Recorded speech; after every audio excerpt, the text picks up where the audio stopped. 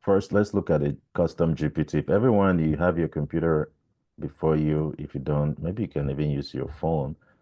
Let's make sure all of us can access this GPT.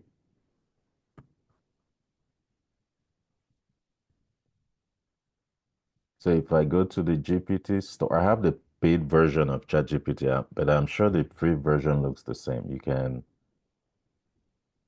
let me see, let me copy that GPT link and post it.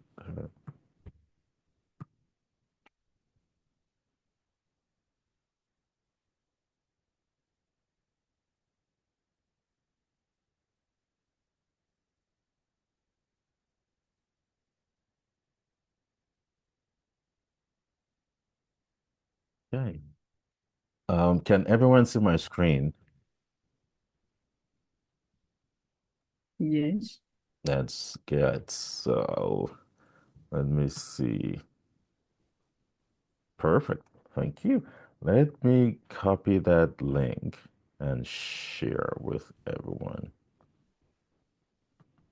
I'll stop sharing temporarily. Let me see.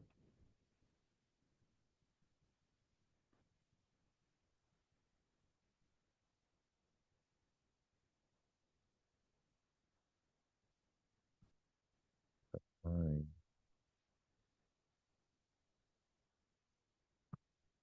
Okay, so I'm good. Let me share that link with everyone.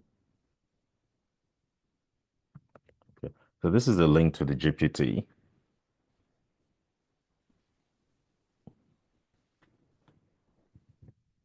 Yep, Amy, that's correct. That's the link. Let's all try to access that while I am on here. I'll be watching the chat just to make sure everyone can access it.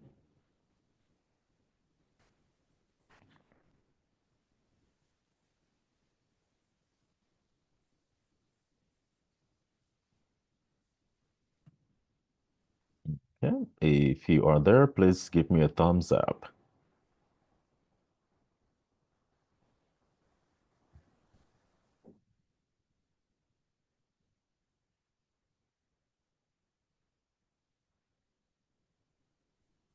Now let me double check and make sure that the free account in ChatGPT can access custom GPTs.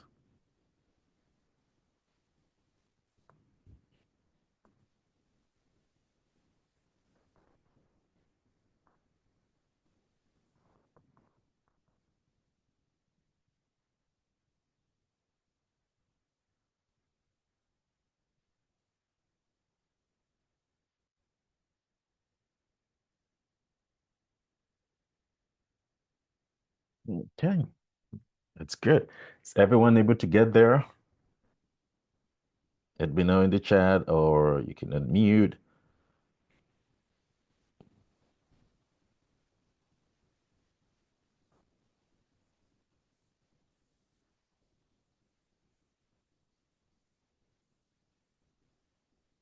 This is Jideka is asking me to sign up.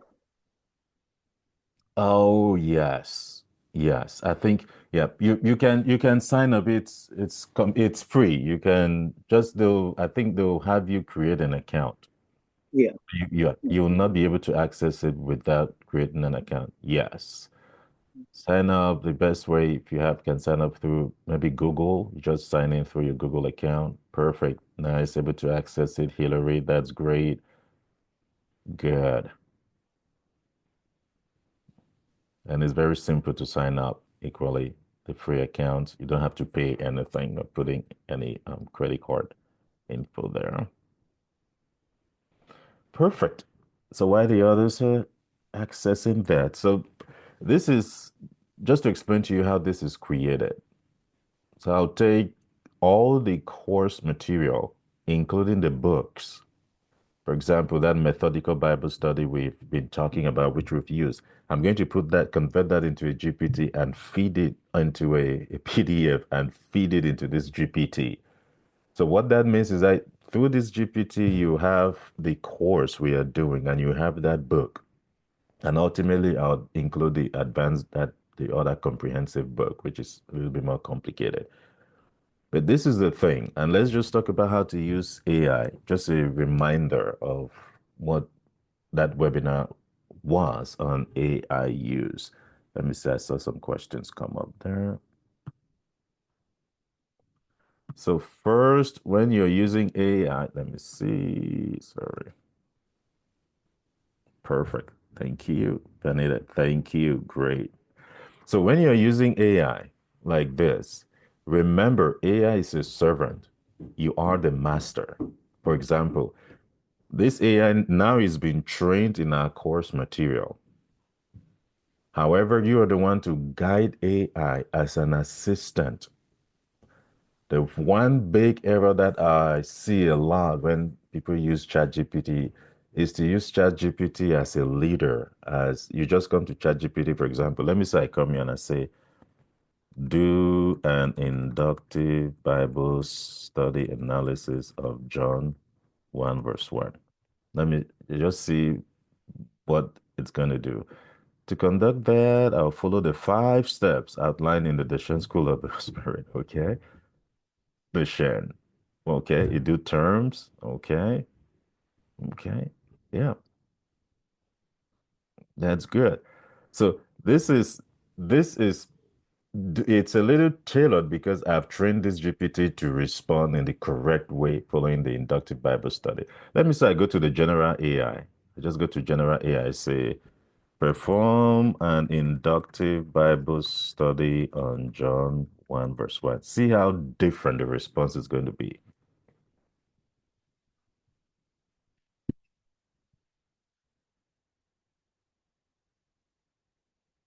See, it starts observation. He knows that he already has innate knowledge based on the internet that he has to start with observation. See how it starts a little bit differently. Logos has deep meanings. Look at this is what we were talking about. Let's start from here. Observation in the beginning. This verse mirrors Genesis chapter 1, verse 1. Do you see an error here? Let me just leave that open. Is there a problem here? Let's say you are the one doing using AI, general AI to do observation, and then you come here, you say, okay, let's do an observation of John chapter 1, verse 1. And then ChatGPT starts spelling out something like this to you. It says, in the beginning, this verse mirrors Genesis 1, verse 1, indicating a It parallel. is So what is it, this? it is interpreting. It is Perfect. trying to interpret. Mhm. Exactly. So this is the problem with AI. It's extremely smart, smarter than like all human beings put together on Earth, right? Just imagine it has all the data of the internet. There's just no human being that can compare to this. But it is a servant. It doesn't have specialized information like the book we have. That book is not available online. What that means is that ChatGPT doesn't have that information. It has just general information. That's why it would do something like this. It knows that when I start with observation, when I start with the inductive Bible study, I start with observation. It knows that, but this is the error it's making.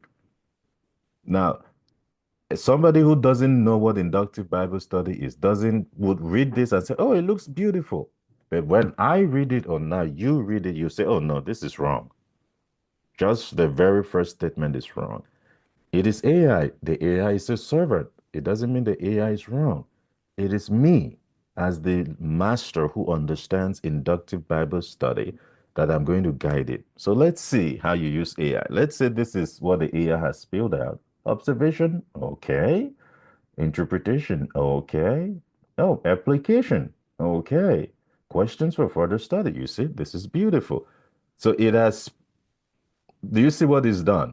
It's taking inductive Bible study for 3 steps only. Because if you go to the internet, this is what you would see. Most articles you would read, they really do inductive Bible study for beginners, what we did in the webinar. So I'm going to say, okay, I want us to do the full inductive Bible study method. That includes 5 steps. Let me just test it and see if it knows. What are the 5 steps? So this is called follow-up prompting, meaning that if you ask the GPT, any AI, a question and it doesn't give you the right answer, don't end there. You have to prompt it and guide it. It's called follow-up prompting. So now this is what it is. It said the full inductive Bible study method involves 5 key steps: prayer, observation, interpretation, response. Do you see? So this is you can clearly tell that the AI doesn't understand the inductive Bible study completely. Now, let's go back to our custom GPT. When we use a custom GPT like this, it doesn't just use general information. Like I said, I'm going to get those 2 textbooks fed into this GPT. It's going to be very precise. Let me say what the steps of an inductive Bible study. Let me say I do that. So the 5 steps of inductive Bible study method are observation, interpretation, evaluation, application, correlation. Do you see how different the response is? Completely different, right? So this is the power of custom GPT, and this is what we're going to be using. This is the basic version. It's only going to get better as I refine it. Right? So if it doesn't give you something, I've just shown you how to do follow-up prompting. It's not perfect. It is us to guide it. So let me say I want to do an inductive Bible study of John 1, verse 1. Just leave it general. Let's see how, I don't really know how it's going to respond, but let's see. Great. Let's walk through the inductive Bible study method. Okay. In the beginning, it gives me the verse. Okay. Observation. What does the text say? So it's already picking up the words from the course, right? Do you see how it's very different? It starts with terms, goes to structure, and then talks about literary form and atmosphere. Now, remember we said we are not really going to focus on this, but the GPT is trained in everything. So you don't even need to bother. It's going to give it to you very easy. So these are the things that we're going to be very concerned about. So it picked out the terms and then tells us about the structure, literary form, and atmosphere. So I know that, okay, this is not complete. I'm going to tell it, okay, let's go deeper on the analysis of the terms. So I just want to see if it knows about the 3 things we are looking at for terms. Okay. So great. Let's dive deeper into the analysis. So it goes to the analysis. It says literary meaning, theological implication, observational insight. Was. It tells me about the Greek and syntax. So it can get into the Greek and the syntax. This is perfect. This is good. But it has a little problem. You can see here it's already getting into implication and interpretation and all of that. So the GPT, not yet. It doesn't yet know that. So when you'll be using it from today, you know what you want. So when I write this and I see this, I'm going to tell it, no, I do not want interpretation or application at this stage. Let's start with observation strictly. Refrain from interpretation. Okay. Okay, then I'm going to say perform an observation of John 1, verse 1. This is follow-up prompting. Don't bother about correcting typos. It will figure it out itself. It will correct all the typos. So this is follow-up prompting. I've seen that, okay, yeah, it's gone a little bit deeper. It's getting into meaning, which is, I have not yet told it that I really do not want anything regarding interpretation. So I'm going to be very strict now. Tell it, do observation strictly, refrain from interpretation, and then we'll get that going. Absolutely. I'll focus exclusively on observation for John 1 1, avoiding any of that. So the text of that, you see, the terms. Look at that. In the beginning, it tells us a temporal phrase indicating a starting point. Was. It gives you the tenses, the word. It gives you all of that. Routine versus non-routine. routine terms. Do you see that? He even picks out the routine terms and tells you about them. Again, remember this is AI. You can look at these routine terms and say, you know what? I think this there for the first part in the beginning. That there is really important. I want to pay attention. The AI might not know that you are the boss. The AI is an assistant. Remember that always. So, but you see, you can tell routine versus non-routine. This is pretty good. Look at that. Non-routine terms. Excellent. Literal versus figurative. All terms appear in the literal, contributing to a clear declarative statement. Do I agree with that? Look at the term word.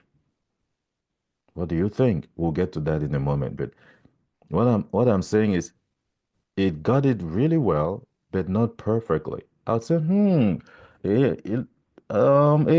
the term word here is not talking about spoken words or text, right? I might disagree with that. Again, the AI doesn't know this. You are the boss. That's why you learn the technique first before I introduced AI. Because if I ask you to just come here, perform inductive Bible study, and you copy it and you send it to me, you discover that I'm going to point out a lot of problems where the AI has given. Not because AI is getting it wrong, it's because of the prompting, the way we guide it. So let's look at structure. It says grammatical structure, the sentence structure, simple sentence. Do you see? It helps me with structure. It's going to make my life way easier. Simple sentence with three independent clauses. I mean, this is absolutely fantastic. This is what I usually do when I do Bible study with logos. Right? I'll have to go into logos, look at those grammatical um, textbooks that you saw. I showed you one of them. When it's not very clear in the English, I go to the Greek and consult those theological resources. This is ChatGPT, and he got it correctly, perfectly. This is absolutely correct. When we perform the analysis of that verse, this is exactly what I'm going to tell you. In the beginning was the Word was with God, the Word was God. And it goes to the syntax analysis, the subject, the predicate, the prepositional phrase, parallelism. Oh, beautiful. Arrangement, literary form, and then atmosphere. It gives you a plus. I would say with ChatGPT, since it's giving us this, use it. The reason I really kept this away from the intermediate course is it's a little complex to pick it up ourselves, right? But this is ChatGPT giving it to us free. Why not take it? It's there. Right? An additional observation. It tells us about repetition. It tells us about order of ideas. Like, this is something that you will not easily get with logos. But if I was doing this, I might not give you all of this directly. This is how powerful AI can be.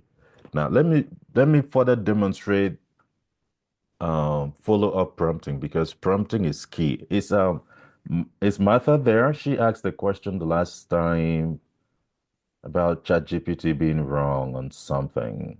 I'm not sure if she's there or not, but so this is if you tell me ChatGPT gave me a wrong response, you can begin to see here, right? It's just like, oh, okay. I want to know what question did you ask it? And when it gave you the first answer, what else did you ask it? So this is me here. I understand inductive Bible study. And I'm going to say, okay, I think the term word in this context is is not literal. What do you think? Look at something. That's a keen observation.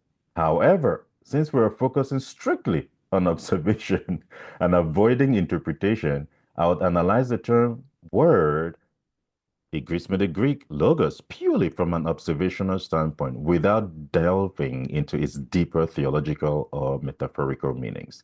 So, observation analysis of word, part of speech, noun, definiteness, it uses the article, position in the statement is the subject. So, literary context, routine versus non routine, literal versus figurative. Let's see what it says.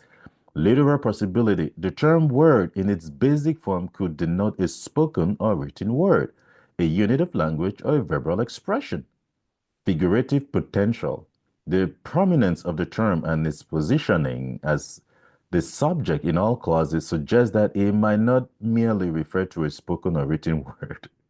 The surrounding terms also introduce a context where word could potentially carry a meaning beyond its literal sense.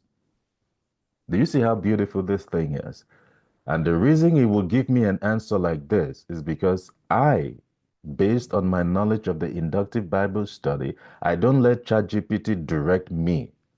I use its immense knowledge, its immense capability to guide it to my goal. I can tell it where you're making an error, and then I use its ability to tell me based on its vast knowledge. So you might not even understand, you might never have even read the entire book. I don't even have it here, the bigger textbook. But because of this GPT now, you can access every single resource in that book. And you see, it's very brief. You can guide it exactly to where you want it to guide you. All right. So let's see. So this is observation. It doesn't give me everything I would want, but this just demonstrates how I would use this, right, to guide me to the thing I'm doing.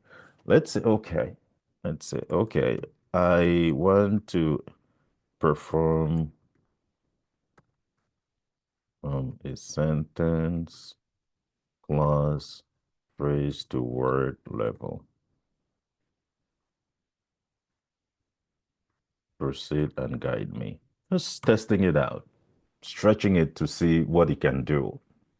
So I want you to go from sentence to clause to phrase to word. Exactly the things that you saw me commenting on your assignments, right? Let's see if I had ChatGPT do this. The sentence type. It starts with a sentence. A simple sentence consists of three independent clauses joined by conjunctions. Okay. All right. So let's see. Declarative sentence, making a direct and assertive statement. Okay. Okay. Simple sentence. Then okay, we have three independent clauses. So you begin to see, okay, we have simple sentence, we have compound sentence, we have complex sentences. So which of them is it talking about here? Is this just a simple sentence? You see, something I might disagree with. Let me just go there. No, let me just go through this so we don't get it too complicated. So let's say sentence components. It goes to the subject, goes to the verb, conjunction, parallelism, okay, clause level observation. Do you see this? It breaks it into three clauses. Clause one, clause two, clause three. Perfect. This is excellent. I mean, way better than I'm telling you. I use logos extensively. I'll tell you, this is way better than the things I use. It's way easier for me. Okay. Now, clause structure, you have subject, okay, you got the verb, you've got the complement. It even knows complement. Do you know why? I have put in that textbook, rhetorical grammar. I've fed it into it, not the sixth version. It's okay. It's old, but it hasn't really changed much. So it has extensive knowledge on English syntax. You can ask it questions there. So grammatical relationships, okay? And then it goes to phrase level observation. Look at that. Word level observation, key, okay? Look at that. Additional observational insights. The verse demonstrates a deliberate and orderly progression of thought. Beautiful. All right, this is just absolutely beautiful. Let me say, okay, simple sentence here. Let me say, this verse has three independent clauses. Is this a simple sentence?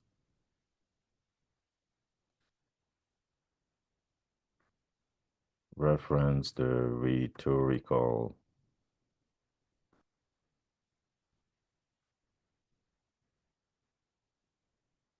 grammar resource. Okay, let's see what he's going to say. I want to disagree with it a little bit. Great observation. According to rhetorical grammar, by that, a simple sentence is defined as a sentence containing one independent clause with a single subject and that. So revisiting that, clause analysis, it has three independent clauses. Okay, so sentence definition. According to the rhetorical grammar, a simple sentence contains only one independent clause. A sentence with two or more independent clauses is called a compound sentence. Why am I doing this? So that all of you would see me do it. ChatGPT can make errors. And the only reason I can easily fish out the errors is because I have a basic knowledge of the thing. It knows this better than I do. For example, that textbook, it knows all the information. But you see that once in a while, it might not pull out the right thing. Like it classified this sentence as a simple sentence. But I know that is not a simple sentence. Why? Because I know what sentence structures are. I don't need to know the details. I just know the different types. And if you have any question, prompt it like you just saw me do. Ask it very direct questions. And you see that each time you do a follow-up question, it's going to get smarter. You say, oh no, it probably made a mistake. It will correct itself. Beautiful, right? So let's see before I move forward. Okay, Martha. Martha says she's there now. Yes. Martha, I hope that answers a lot of the questions you brought up the last time regarding the accuracy of ChatGPT. So I want everyone, if you have it open, test it out. Is there any questions?